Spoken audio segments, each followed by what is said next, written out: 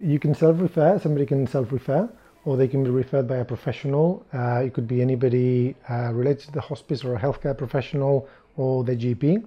But anybody could basically ring a telephone number, 01892 820 525, and they can just say they need counselling, and we will make an appointment with them. So most sessions, the vast majority of the sessions happen here at the hospice. So people will come, we will ask people to come, and we will see them here for 50 minutes.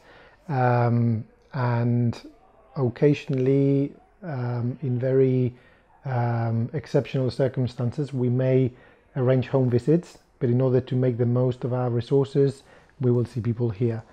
When somebody asks for counselling, we will arrange a first appointment. It's a one-off appointment where they meet with one of our counsellors, and that's an opportunity to discuss the situation, to really look at what's going on for them, what sort of support they have, what's bothering them, and then both the person coming for counselling, the client, and the counsellor will make a decision as to whether it is appropriate or whether you need to go on with counselling or not. And then if you want to go ahead, the person that you see the first time is not necessarily the counsellor that you will end up seeing. Once you are assigned to a counsellor, then you'll be seeing the same person for the whole duration of the counselling.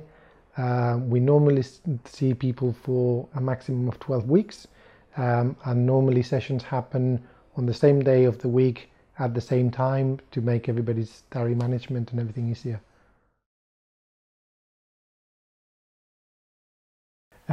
Well, again, they can access counselling anytime, and so again they can self-refer, family members can self-refer. We will see adults and we will see children as well. Normally children can have quite a lot of support in school, and we normally don't counsel children below the age of 7, I would say, because they can't really sort of engage. They probably need something a bit more like play therapy or something like that. But sort of above the age of 7, then we will see children as well. They normally have good support in school, and if they've got that within school, we will encourage them to continue to be seen there, but we could arrange that for them if need be. Again, I think that really depends on so many things. It depends on the children, their age, it depends on your relationship with them, it depends on how open you are with them and how much they know about it. And in my experience, the younger the children, the more they are almost an extension of the parent. So it's not unusual when parents are not really being open and talk about things, for the children to then act out more obviously in school and other places. Whereas when communication is quite open and they're being given information and a space to express their feelings, then they tend to be more okay with it.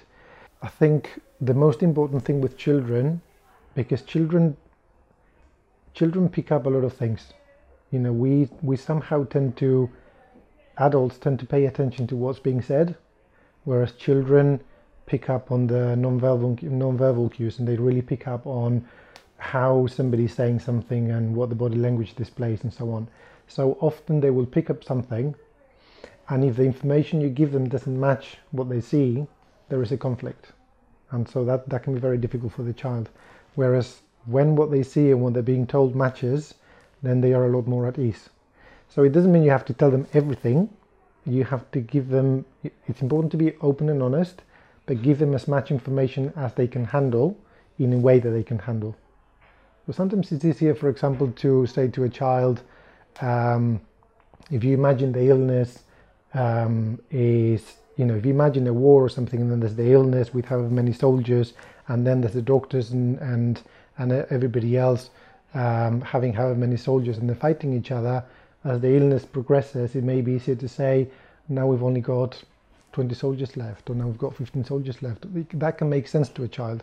Whereas starting telling them about cells and how they multiply, it isn't going to land. But again, it depends on the age and how the child is. Normally, we see people on their own mostly, and we can see people in couples as well. My experience again is that what will happen is different.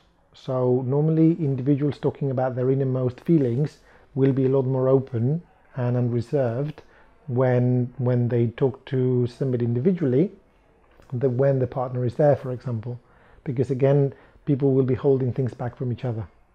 So if we see a couple, or if we see people in a family, which we don't tend to do that much anyway, a lot of the work would be looking at what they're holding back and how they're supporting each other and how they can support each other better, rather than any individual in it.